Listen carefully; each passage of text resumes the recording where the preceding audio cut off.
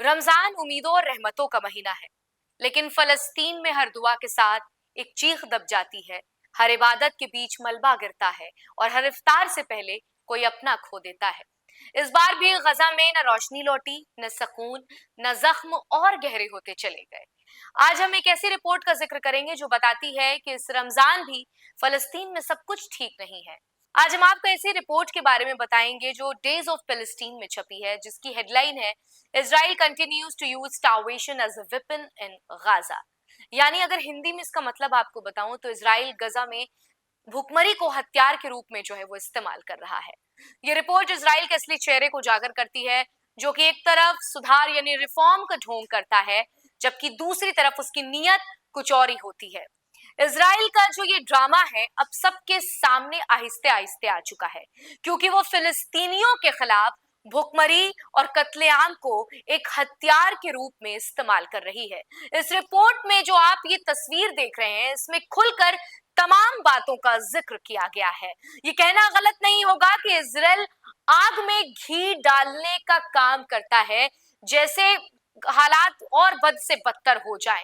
गजा में हालात और बिगाड़ने के लिए मानवीय सहायता रोकता है। संघर्ष विराम के बावजूद इजराइल की नीयत साफ नहीं है और उसका यह कदम सांप के मुंह में दूध डालने जैसा है और हर जगह इसकी आलोचना हो रही है, क्योंकि गजा की स्थिति में सुधार की कोई गुंजाइश नजर नहीं आ रही है। बजाय इजराइल ने सिर्फ और सिर्फ समस्याएं उत्पन्न की हैं। जब इजराइल दावा करता है कि वो सुधार कर रहा है, तो वो केवल ये दिखाता है कि असल में ये उसकी रणनीति का हिस्सा है, जिसमें वो फिलिस्तीनियों को और ज्यादा कठिनाई में डालने का काम कर रहा है। इस रिपोर्ट से ये साफ है कि इजराइल ने न केवल संघर्ष विराम का उल्लंघन कर रहा है, बल्कि असली नियत और रणनीति को छुपाने के लिए एक तरीके का डिसेप्शन यानी धोखा कर रहा है। संयुक्त राष्ट्र स्वतंत्र मानवाधिकार विशेषज्ञों ने एक गंभीर चेतावनी दी है, जिसमें उन्होंने इजरायली कब्जे पर आरोप लगाया है।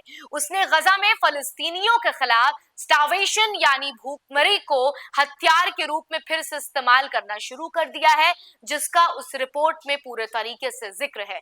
गुरुवार को जारी एक स्टेटमेंट में संयुक्त बयान में विशेषज्ञों ने इजराइल के उस फैसले की निंदा की है, जिसमें उसने संघर्ष विराम समझौते का उल्लंघन किया है और गजा में मानवीय सहायता और आवश्यक सामानों की आपूर्ति पर रोक लगा दी है।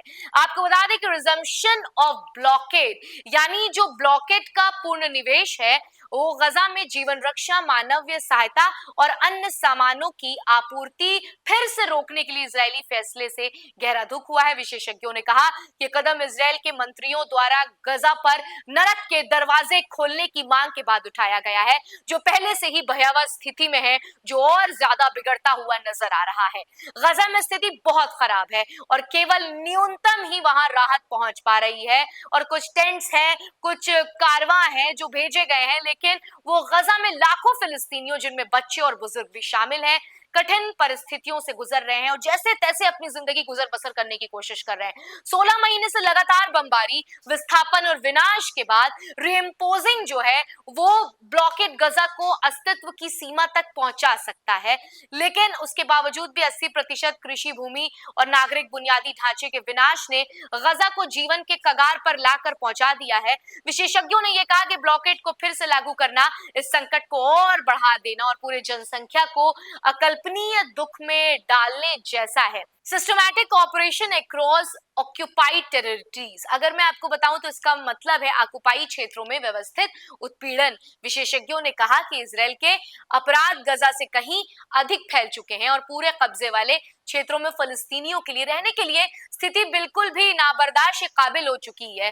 गजा में विनाश से लेकर वेस्ट बैंक में जमीन में तेजी से अधिग्रहण तक, इजरायली अपराध तक एक संयोजित रणनीति के तहत फलस्तीनियों को विस्थापित और दबाने के लिए किया जा रहा है। लगातार इजराइल की कोशिश है कि वहां के लोग जो हैं वो भूख और प्यास से तड़पते रहे। रमजान का महीना चल रहा है, कुछ है नहीं।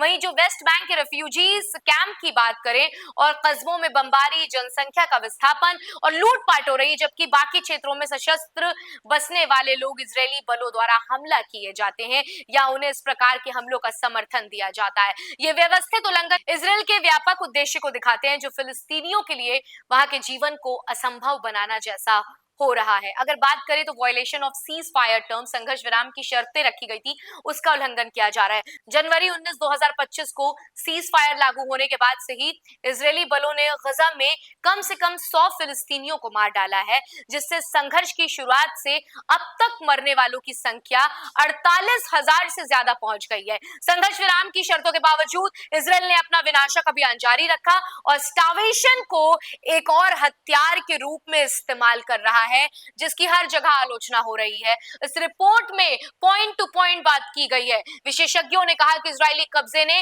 संघर्ष विराम समझौते की शर्तों को फिर से लिख दिया है और उन्हें मीडिएटर्स यानी मध्यस्थों जैसे मिस्र, कतर और संयुक्त राज्य अमेरिका से तत्काल हस्तक्षेप करने की गुजारिश की है। A global call to action यानी कि विश्वाई करने वाली अपील। विशेषज्ञों ने दुनिया भर के देशों से अपील की है कि वो अंतर्राष्ट्रीय कानून के तहत अपनी प्रतिबद्धताओं का पालन करें और फिलिस्तीनियों पर जारी हमले और उनके अधिकारों का उल्लंघन रोकने के लिए ठोस कदम उठाए। यह अराजकता और अन्याय का तूफान केवल गजा या फलस्तीन तक सीमित नहीं रह सकता। अगर इससे नहीं रोका गया तो यह पूरी दुनिया को प्रभावित करेगा। उन्होंने ये चेतावनी साफ तौर पर दे डाली है।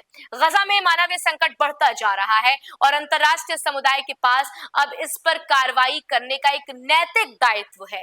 गजा के लोगों के लिए समय तेजी से खत्म हो रहा है। यदि तत्काल हस्तक्षेप नहीं किया गया तो इसके परिणाम केवल फलस्तीनियों के लिए ही नहीं बल्कि वैश्विक शांति और स्थिरता के लिए भी विनाशकारी हो सकते हैं, जिस पर बात करनी बहुत ज्यादा जरूरी है।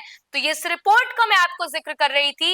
वीडियो थोड़ी लंबी हो गई क्योंकि पॉइंट टू पॉइंट बात करना था, आपको समझाना था कि लगातार जो है डेज ऑफ फिलिस्तीन वहां के सूरत हाल पर खबर कर रहा है, जिसकी बात कोई नहीं कर रहा, जिसकी चर्चा कोई नहीं कर रहा, जिसका जिक्र कोई नहीं कर रहा। लेकिन ये वहां के मौजूदा हाल है कि सीज फायर होने के बावजूद भी फिलिस्तीनियों की जिंदगी में कोई सुकून नजर नहीं आ रहा है। फिलहाल आज की इस वीडियो में इतना ही। आपको हमारा ये वीडियो कैसा लगा हमें कमेंट सेक्शन में लिखकर जरूर बताइएगा और आपकी इस पूरी खबर पर क्या राय है वो भी कमेंट सेक्शन में लिखकर जरूर बताइएगा। और आपको अगर ये वीडियो अच्छा लगा तो अपने दोस्तों, अपने साथियों के साथ शेयर करिए और ऐसे ही तमाम अहम जानकारियों को आसान भाषा में समझने के लिए सब्सक्राइब कीजिए DNP इंडिया। फिलहाल मुझे दीजिए इजाजत।